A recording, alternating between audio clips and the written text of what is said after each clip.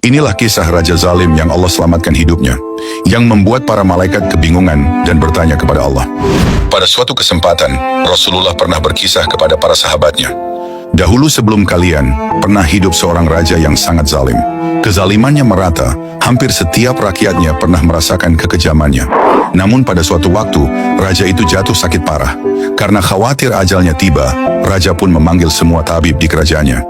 Di bawah ancaman pedang, mereka diperintahkan mencari cara untuk menyembuhkannya. Sayangnya, tidak ada satupun tabib yang mampu menyembuhkan penyakit raja itu.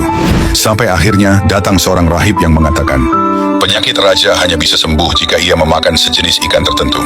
Namun sayangnya, sekarang bukan musim ikan itu untuk muncul di permukaan laut. Mendengar itu raja sangat bergembira, setidaknya ada harapan untuk sembuh. Ia segera memerintahkan seluruh rakyatnya untuk mencari ikan itu, meski bukan musimnya. Dan anehnya, meskipun seharusnya sulit ditemukan, ikan itu tiba-tiba banyak dan mudah ditangkap. Lalu raja memakannya, maka sembuhlah ia dari penyakitnya, dan kembali berkuasa seperti sedia kala. Beberapa waktu berlalu, di tempat lain ada seorang raja yang sangat bijaksana, terkenal adil dan penuh kasih pada rakyatnya. Namun raja bijak itu pun jatuh sakit. Para tabib kerajaan memeriksa dan menyimpulkan hal yang sama. Obatnya adalah ikan tertentu, yang sekarang sedang musimnya dan banyak ditemukan di permukaan laut. Mendengar ini, semua orang merasa optimis, raja yang baik ini pasti segera sembuh. Namun ketika mereka mencari ikan itu, tidak satu ekor ikan pun yang berhasil ditemukan.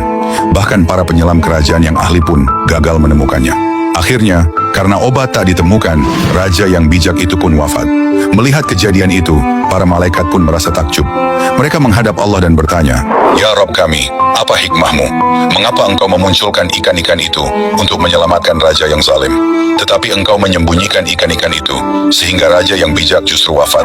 Allah menjawab dengan hikmahnya, "Raja yang zalim itu, jika aku cabut nyawanya ketika ia masih zalim, maka ia akan masuk neraka karena kezalimannya.